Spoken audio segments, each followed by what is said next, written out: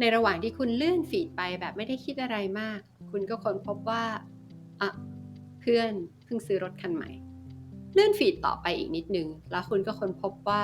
อ่ะเพื่อนอีกคนพาแม่ไปเที่ยวต่างประเทศเวลาเห็นภาพในทำนองนั้นก็รู้สึกเจ็บปวดในใจไปหมดเคยรู้สึกอะไรทำนองนี้บ้างไหมคะถ้าคุณไม่เคยนัดเคยค่ะแน่นอนว่าเวลาที่เรารู้สึกอะไรแบบนี้มันก็จะต้องมีคำแนะนำสุดคลาสสิกลอยมานั่นก็คืออย่าเอาตัวเองไปเปรียบเทียบกับคนอื่นสิซึ่งถ้าคำแนะนำนี้มันได้ผลจริงถ้าคำแนะนำนี้มันทำตามได้ง่ายจริงๆแล้วก็เราก็คงไม่ต้องมีคลิปพูดเรื่องเดียวกันซ้ำไปซ้ำมาเป็นพันเป็นหมื่นคลิปใน YouTube แบบนี้หรอกค่ะทีนี้ถ้าเราลองกลับด้านมุมมองความคิดบ้างล่ะในเมื่อเรามีนิสัยชอบเปรียบเทียบตัวเองกับคนอื่นหยุดเปรียบเทียบตัวเองกับคนอื่นไม่ได้เลยจริงๆแล้วก็ทำไมเราไม่ลองหยิบนิสัยช่างเปรียบเทียบเนี่ยมาใช้ให้เป็นประโยชน์หยิบมันมาใช้เป็นเครื่องมือในการพัฒนาตัวเองดูบ้างล่ะในโลกธุรกิจมีอยู่คำหนึ่งคือคำว่า benchmark บริษัทจะทำการเปรียบเทียบตัวเองกับบริษัทอื่นจะเป็นธุรกิจในวงการเดียวกันหรือนอกวงการก็ได้เพื่อวิเคราะห์ว่าบริษัทจะสามารถพัฒนาตรงจุดไหนในองค์กรให้ดีขึ้นกว่าที่เป็นอยู่ได้บ้างจะได้ยกระดับประสิทธิภาพการทำงานแล้วก็การให้บริการของตัวเองให้ดีขึ้นกว่าเดิม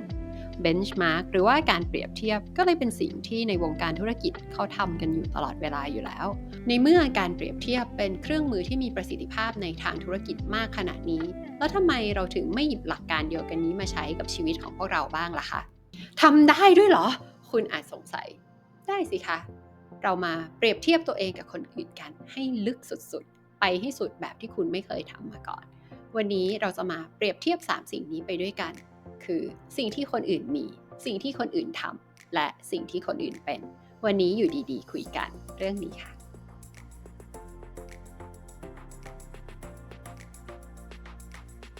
สวัสดีค่ะนัดอยู่ดีๆดูแลอารมณ์จัดการตัวเองในชีวิตประจำวันค่ะมาดูตัวแรกกันสิ่งที่คนอื่นมี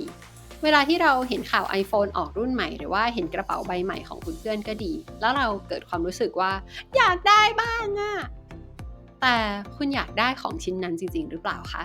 ลองถามตัวเองดีๆว่าของชิ้นนั้นมันทำให้คุณรู้สึกมีความสุขหรือว่ารู้สึกเบิกบานกันแน่สองคำนี้มีความหมายแตกต่างกันมากเลยค่ะเราจะรู้สึกมีความสุขเมื่อไหร่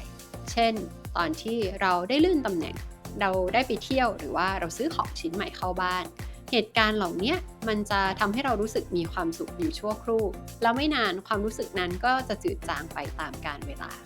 คุณน่าจะสังเกตเห็นอย่างหนึ่งแล้วว่าสิ่งที่มอบความสุขให้กับเรานั้นล้วนแล้วแต่เป็นสิ่งภายนอกทั้งนั้นเลย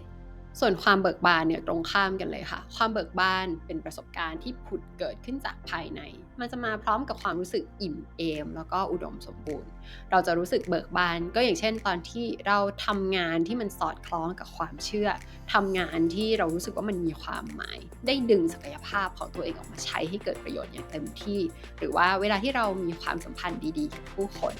เวลาที่เรารู้สึกเบิกบานความรู้สึกเหล่านี้มันจะไม่ได้จืดจางหรือว่าสั่นคลอนหรือว่าสูญหายกันไปได้ง่ายๆแต่ว่าจะดำรงอยู่ได้นานกว่าค่ะแต่ว่าความเบิกบานของคนเรามันไม่เหมือนกันนะคะสิ่งที่ทำให้คนคนนี้เบิกบานมันอาจจะเป็นแค่ความสุขของอีกคนนึงเฉยๆก็ได้มันขึ้นอยู่กับว่าคุณรู้ไหมล่ะว่าอะไรที่ทำให้ตัวเองมีความสุขแล้วอะไรที่ทำให้ตัวคุณเบิกบานส่วนตัวเรานั้นมีความรู้สึกว่าความเบิกบานจะมาพร้อมกับความรู้สึกอิ่มภาษาไทยมีคำว่าอิ่มอยู่หลายคำอย่างเช่นคำว่าอิ่มใจหรือว่าอิ่มตัวใช่ไหมคะพอเราอิ่มเราก็จะรู้สึกพอแล้วดังนั้นกับข้าวของชนิดเดียวกันที่เรามีเยอะอยู่เต็มบ้านไปหมดแล้วเราก็ยังอยากได้มาเพิ่มชิ้นใหม่อีกเนี่ยก็เป็นเพราะว่าเรายังรู้สึกว่าเรายังไม่อิ่มเรายังมีไม่พอพอเรารู้สึกว่าตัวเองยังมีไม่พอแบบนั้นก็เลยยังต้องวิ่งไล่ตามความสุขต่อไปเรื่อยๆซึ่งนั่นไม่ใช่ความเบิกบานค่ะถัดมาเปรียบเทียบสิ่งที่เราทำเทียบกับสิ่งที่คนอื่นทำกันค่ะเวลาคุณเห็นชีวิตของคนอื่นเขามีสิ่งที่เราอยากมีเขาประสบความสำเร็จในแบบที่เราอยากได้ให้คุณลองหาข้อมูลดีๆค่ะว่าพวกเขาทำยังไงถึงได้มายืนตรงจุดที่เขายืนอยู่อย่างทุกวันนี้นะจุดที่เขายืนอยู่ในทุกวันเนี้ยมันคือผลลัพธ์ใช่ไหมถ้าคุณอยากดูว่าเขาทำได้ยังไงคุณก็ต้องย้อนกลับไปดู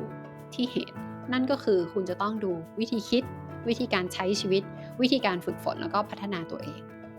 ทีนี้พอคุณดูว่าสิ่งที่เขาทำคือแบบนี้นี่เองก็ต้องถามตัวเองว่า คุณเห็นด้วยกับวิธีการของเขาไหมถ้าคุณเห็นด้วยก็ถึงเวลาที่คุณจะต้องลงมือทำในแบบของตัวคุณเองบ้างละค่ะมาเปรียบเทียบตัวสุดท้ายนะคะนั่นก็คือสิ่งที่คนอื่นเป็นเราจะมาดูถึงตัวตนของเขานะคะออร่าของเขาพลังที่เขาเปล่งประกายที่เขาถ่ายทอดออกมาว่าเป็นยังไงลองดูคนที่คุณชอบเอาตัวเองไปเปรียบเทียบด้วยอยู่บ่อยๆไม่ว่าคนคนนั้นจะเป็นเพื่อนก็ดีหรือว่าคนมีชื่อเสียงก็ตามแต่นะคะลองวิเคราะห์ออร่าของเขาดูค่ะว่าขอ3คำที่มันสื่อถึงคนคนนี้ว่ามันคือคำว่าอะไรเป็นต้นว่าถ้าพูดถึงคอนโดมาริเอะเนี่ยเราก็จะนึกถึงความมีระเบียบอยู่กับปัจจุบันแล้วก็จอยแต่ว่าถ้าเราพูดถึงแบซูจีเนี่ยเราก็จะนึกถึงสาวเจ้าเสน่ห์มีความสามารถแล้วก็ความมั่นใจในตัวเองนะคะพอคุณเขียน3คำนี้ออกมาได้นะคะให้คุณถามตัวเองว่าแล้วเราสามารถทำอะไรเพื่อนำไปสู่สิ่งเหล่านี้ได้บ้างล่ะอย่าคิดใหญ่นะคะไม่ต้องคิดเรื่องให้ซับซ้อนนะคะคิดให้ง่ายเข้าไว้จะได้ลงมือทำได้จริงค่ะ สมมุติว่าคนที่คุณชอบเปรียบเทียบตัวเองด้วยอยู่บ่อยๆคือคอนโดมาริเอะนะคะคุณก็มาดูว่าเรื่องความมีระเบียบคุณจะทำอะไรได้บ้างก็อย่างเช่นเก็บห้องนอนแล้วก็โต๊ะทำงานของเราให้เป็นระเบียบเรียบร้อยก่อน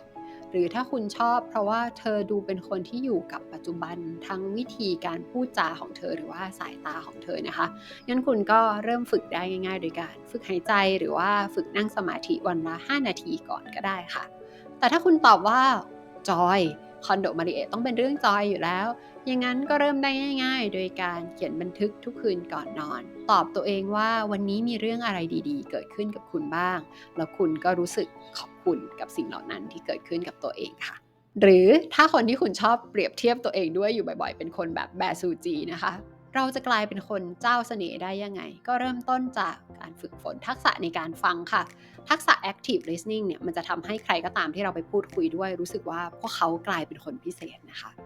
หรือถ้าคุณบอกว่าแบซูจีเนี่ยเป็นคนที่มีความสามารถ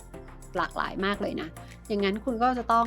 แบ่งเวลามาพัฒนาทักษะของตัวเองแล้วล่ะค่ะเพราะว่าแบซูจีเนี่ยทั้งร้องเพลงแล้วก็แสดงเก่งมากเลยนะคะ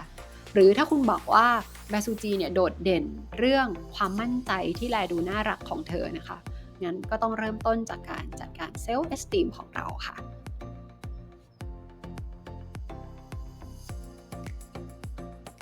ก็นี่แหละค่ะทุกท่านวิธีเล่นเกมชอบเปรียบเทียบตัวเองกับคนอื่นให้เกิดประโยชน์สูงสุดถ้าครั้งหน้าคุณเจอคนที่เจิดจ้ามากๆหรือว่าข้าวของของพวกเขาช่างล่อตาล่อใจเหลือเกินก็ไม่ต้องน้อยเนื้อต่ำใจไปนะคะให้ใช้นิสัยชอบเปรียบเทียบตัวเรากับคนอื่นให้เป็นประโยชน์กับเรามากที่สุดเริ่มเล็กๆค่ะให้เริ่มในสิ่งที่เราสามารถทำได้เลยตั้งแต่วันนี้ใช้มันในฐานะเครื่องมือที่จะทำให้เราเกิดการเรียนรู้พัฒนาแล้วก็กลายเป็นตัวเราที่ดียิ่งขึ้นไปในทุกๆวันกันค่ะ